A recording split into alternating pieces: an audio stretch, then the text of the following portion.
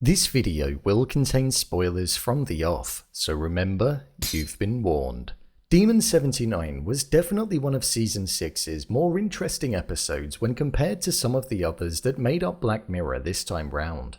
Focusing on Nida and her demon Gaap that she released due to her getting her blood on a talisman, we saw the episode focus on her needing to kill 3 individuals in order to stop the apocalypse from happening. At the end of the episode, I was left thinking one main thing. Did the world actually end? Then I started thinking of something else, and that was, did Gaap even exist, or was this all just made up inside of her head? Well, I thought I'd break down and explain the answer to this question, so let's get into it. Here is, did Demon 79 take place inside of Nida's mind? Before coming to the conclusion, I will say that there is evidence for both sides of the argument. An argument for Gaap actually being somebody that was in existence and that she could only see, and supporting the world ending, but also the idea that it was all inside of her head and it was just a voice and a visual manifestation. Let's start by discussing why it could all be inside of her head. The argument for Gaap not being real and it being a voice inside of her head telling her to do these things, along with the argument which stated that the world did not in fact end at the hands of nuclear warfare, is one that is quite simple. In the exact same timeline later on down the line in the episode Lock Henry, we saw that in the newspaper that was several decades later, Michael Smart had existed, continued to exist, he'd caused a lot of controversy, he was banished from the party that he represented, and the world still existed after 1979. Meaning that the warfare that erupted was something that didn't actually happen in reality, and was a consequence that Nida could have created inside of her mind. As if the world did end, then this wouldn't have happened. This is due to the Black Mirror timeline having evidence of that linear progression. We know that it's also set in the same timeline and universe as Michael Callow, who came several decades later, as an ancestor of his was referenced about working in Parliament in a newspaper article that was left on the side of the desk that Nida was eating at. I believe that Nida could have been suffering with a form of mental illness. Her mother suffered with some kind of mental illness, as it was mentioned in the episode that when she died, everybody believed that she was crazy. So Nida could have within her what her mother had. Nida was living quite an isolated life, and one where she was on the receiving end of a lot of racism that was being directed towards her as part of her day-to-day life. She was living in a society where there was an extreme party that was using immigration as part of its mantra, and a way of appealing to people that wanted to take back the borders. Her property was also vandalized with the initials of the party too. All of the anger that she had within her could have been something that reached boiling point, and ultimately led her to create Gaap inside of her mind. A demon that essentially was set to experience the same existence as what she did, as he would have been cast out into a boundless cosmic void and doomed to spend eternity in a vacuum of infinite nothingness, absent of matter, time, space, light, and sound.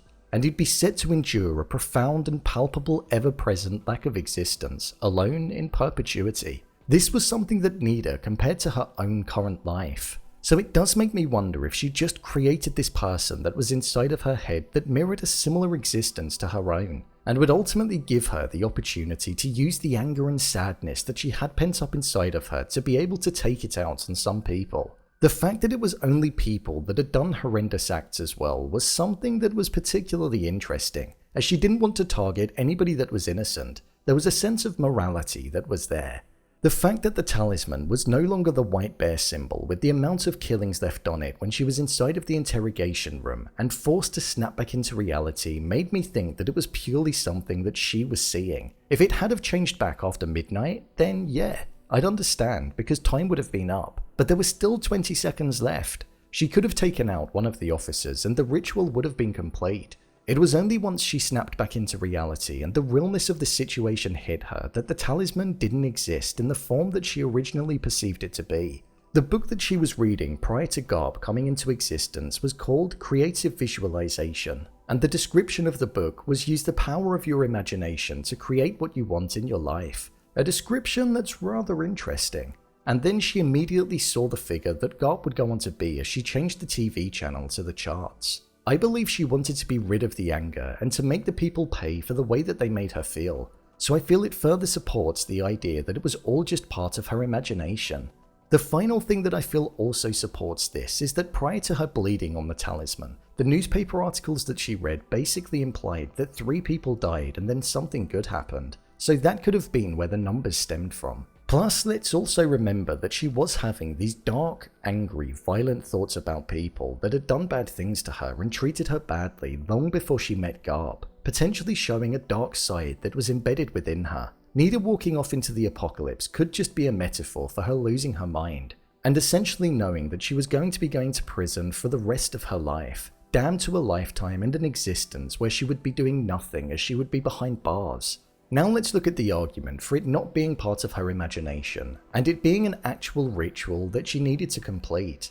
Personally, I don't feel as though there is as much evidence for it being something that is real, other than the use of the tech that she had inside of her head that would appear when Gaap would click his fingers. This piece of tech essentially allowed her to look into the past of the people that she was going to kill, and also the future, and she'd essentially see all of the bad things that they had done or were going to do, and also how it would impact society in the future, something which we saw most prominently with Michael Smart, as she did see that he went on to become an extremely far-right politician and created his own party that proved to resemble what the National Front were promoting. One key thing that she saw was the metal dogs from Metalhead, which does provide a lot of legitimacy to what she saw, as they were something that did eventually come to be in the distant future. However, I would say that a lot of what Michael Smart went on to do could have been assumed due to the shady, snaky, inauthentic being that he was.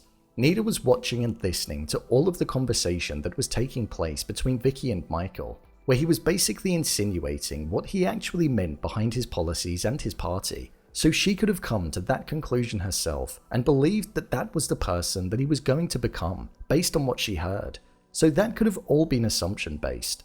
The metal dog thing, that's something that I just purely can't shake nor understand why she saw it. But I can't say that the entirety of it was real based on one main piece of evidence, regardless of how strong it is. Based on all of the evidence that I've mentioned in this video, personally I think that Nida was mentally ill and that she made Gaap up and everything that surrounded it. All of the signs point to him being something that she just imagined. Like I said at the start, there's a strong argument for both sides, but I just can't help but think that this was something that was just inside of her head and something that she was just telling herself to do. I feel what I've said could potentially divide opinions, but let me know what you think. So, there you have it. Did Demon 79 take place inside of Nida's mind?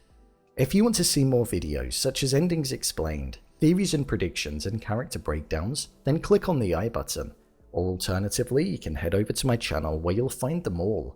If you'd like to give me a show or movie that you'd like me to review, then head over to my Twitter, @BrainPilot_, and tweet me what show or movie you'd like me to review next.